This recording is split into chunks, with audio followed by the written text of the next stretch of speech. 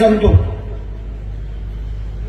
की माणसाचं घर मोठं असण्यापेक्षा माणसाचं मन मोठं असावं.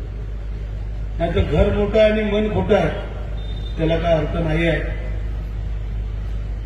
म्हणजे असे काही प्रसंग येतात लोकांवरती की बिचाऱ्यांना हॉस्पिटलमध्ये जायला पण पैसे नसतात.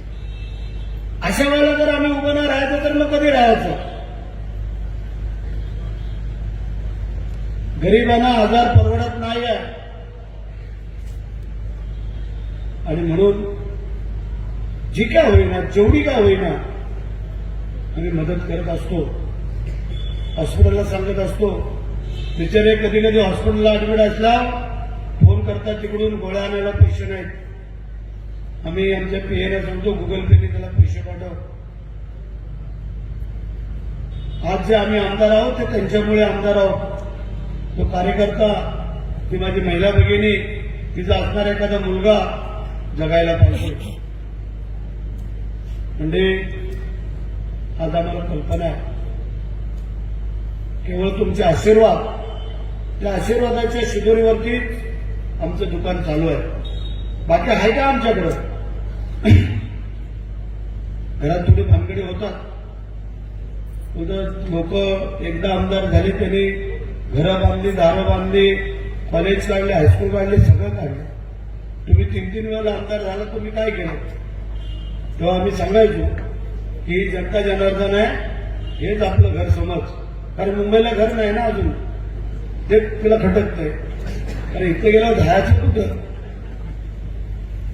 जे एकदा आमदार होऊन ज्यांनी मुंबईला घरं घेतली ते परत काय आमदार झाले नाही. म्हणून तिला बोललो जरा थांब आपण 4 वेळेला आमदार झाल्यानं बघू. म्हणजे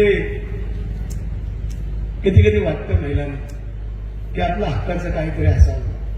कधीतरी मुंबईला 2 दिवस जाऊन राहायला असं वाटतं. खरं असते पण मी सांगू इच्छितो आज जो आमच्या मातोश्रीचा सत्कार केला आमच्या धर्मपत्नीचा सत्कार केला त्याच्यापेक्षा मला दुसरा काय आनंद असू शकत नाही आहे. म्हणजे माझ्या आईने जर मला जन्मच दिला नसता तर आज आम्ही इथं असतो का? एवढी जाणीव ठेवली प्रत्येक आपल्या मुलांनी. आज लय दुःख होते आम्हाला. आई वडिलांनी जन्म देतात 9 महिने 9 दिवस काही 9 घटका बोलतात. काय वेदना होतात तिला. त्यानंतर तिला 4 महिने तर कुठं हलता येत नाही. त्या मुलाला बाळाला सांभाळता सांभाळता हळूहळू मोठं होतं. तिला सगळा सांभाळ करावा लागतो आणि तिचं पूर्ण पालन करेपर्यंत त्या मायमाऊलीला दुसरं काही दिसत नाही. मोठं केल्यानंतर परत शिक्षणाचा प्रश्न आला. शिक्षण पूर्ण करायसाठी कर्जबाजारी व्हावं लागतं.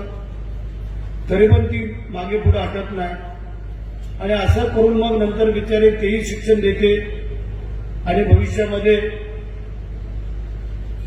लग्नाचा विचार येतो. नोकरी लागली लग्नाला चांगली सुंदर मिळाली तर ठीक आहे नाही तर मग तिची 7.5 सुरू झाली. पण मुलांना पण समजायला पाहिजे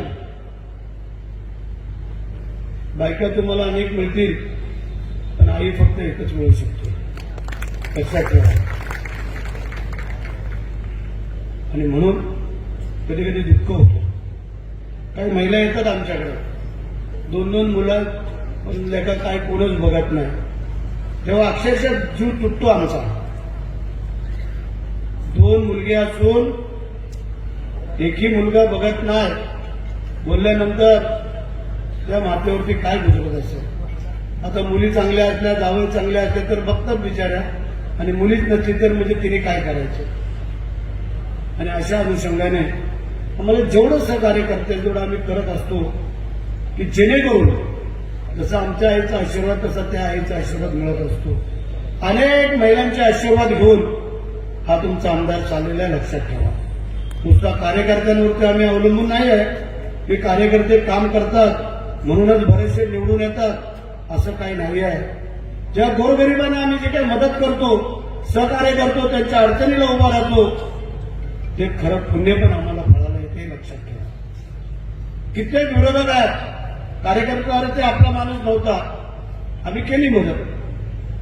त्याच्या मनात आलं करत 5 वर्षांनी मतदान, नाही तर नाही करणार. आम्ही चांगल्या मनाने त्याला मदत केलेली आहे.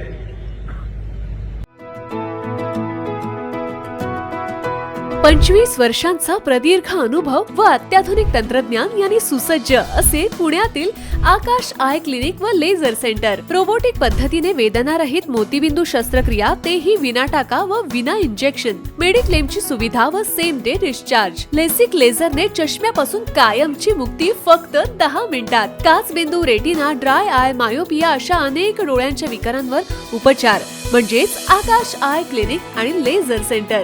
CTR कंपनी जवळ, विमान नगर, नगर रोड, पुणे. संपर्क 8888173100.